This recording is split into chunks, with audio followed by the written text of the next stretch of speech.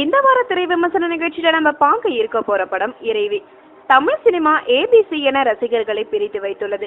இந்த மூன்று தரப்பு ரசிகர்களை திருப்திப்படுத்தி ஒரு படம் எடுப்பது சாதாரணமான விஷயம் இல்லை. அப்படி ஒரு சி சென்டர் ஆடியன்ஸையும் தன்னுடைய கிளாஸ் படைப்புகளால் கவர்ந்து இழுத்த ஒரு சில இயக்குனரோட இந்த மாடர்ன் டே மணிரத்னம் கார்த்திக் சுப்புராஜும் ஒருவர். பீட்சா ஜிகர்தண்டா வெற்றிகளை தொடர்ந்து அடுத்து உண்மைத்தனமான படைப்பான இறைவியை கையில் எடுத்துள்ளார் கார்த்திக்.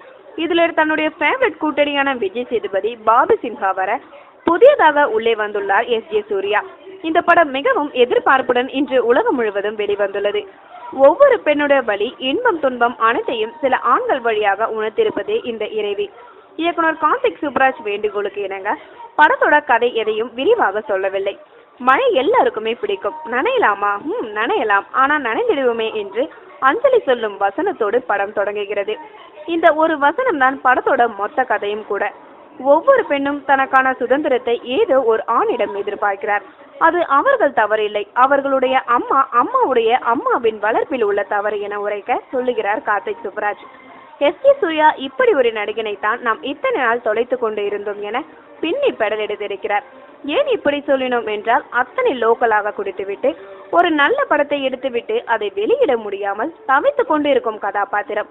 படத்தோட கதையை கிட்டத்தட்ட இவரை வைத்து தான் நகர்கிறது. அதிலும் கிளைமேக்ஸ்ல போன்ல அவர் அழுகையை அடக்கி கொண்டு பேசும் இடத்துல அத்தனை விருது கொடுத்தாலும் ஈடு ஆகாது. பெண்களுக்கான சுதந்திரத்தை நாம் இன்னும் 30-50 என கொடுத்து வருகின்றோம். ஆண்கள் யார் அவர்களுக்கு சுதந்திரம் கொடுக்க? எனக்கான சுதந்திரத்தை நானே எடுத்துக்கொள்வேன் என்பது போல் பூஜாவோட கதாபாத்திரம் உள்ளது.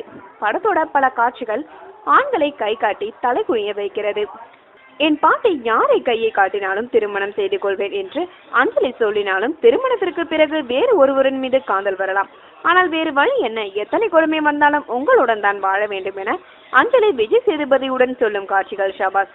எஸ்.ஜே. சூர்யாவோட மனைவியான காமெடி முகர்ஜி குடித்துவிட்டு தினமும் வீட்டிற்கு வந்தாலும் சண்டை போட்டு அத்தனையும் சகித்து கொண்டு அவருடனே குடும்பம் நடத்துகிறார்.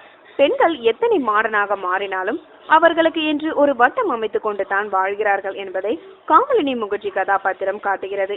பாபி சின்ஹா என்னதான் ஒரு கெஸ்ட் ரோல் போல் போகிறார் என்று பார்த்தால் கிளைமேக்ஸ்ல பெரிய திருப்பமே இவரால் தான் வருகிறது. ஜிகர்தண்டாவிற்கு பிறகு தடுமாறிய பாபியை மீண்டும் கார்த்திக் கரையேறிவிட்டார். படத்தோட டெக்னிக்கல் விஷயத்துல கார்த்திக் மிகவும் கவனம் செலுத்தியிருக்கிறார். பின்னணி இசையில சந்தோஷ் நாராயணன் வழக்கம் போல் உயிர் கொடுத்திருக்கிறார். சிவகுமார் விஜயனின் ஒளிப்பதிவு குறித்து சொல்ல வேண்டும் என்றால் ஒரு ஷாட் போதும். எஸ்.ஜே. சூர்யா, பாபி, விஜய் சேதுபதி குடிக்கும் போது ஒரு லைட்டோட வெளிச்சம் பாட்டில பட்டு பிரதிபலிப்பதை கூட அத்தனை அழகாக காட்டியுள்ளார். எத்தனை பேர் நன்றாக நடித்தாலும் captain of the ship Karthik Subbaraj பற்றி சொல்லாமல் இருக்க முடியுமா? நாமெல்லாம் யார் சார்? ஆண் நெடி, பெண் கூறில், ஆண்கள் என்கின்ற திமிரு, உலகத்துல கேவலமான படைப்பு ஆண் என்று சொல்லும் போது படம் பார்க்கும் அத்தனை ஆணுக்கும் கைத்தட்டுகிறார்கள். இதுவே உங்களுக்கு வெற்றிதான். மாடர்ன் டே மணிரத்னம் மட்டும் இல்லை, பாலச்சந்தரும் கூட. படத்துல ஒரு வசனம் வரும், நாம படம் எடுத்தா நாம பேசக்கூடாது, நம்ம படம் பத்தி பேசணும். கண்டிப்பா பேசும் கார்த்திக் சுப்புராஜ். மொத்தத்துல இறைவி பார்த்த அனைத்து ஆண்களும் ஒரு குற்ற உணர்ச்சியுடன் திரையரங்கை விட்டு வெளியே வருவார்கள். அந்த வகையில இறைவி ஜெயித்து விட்டாள்.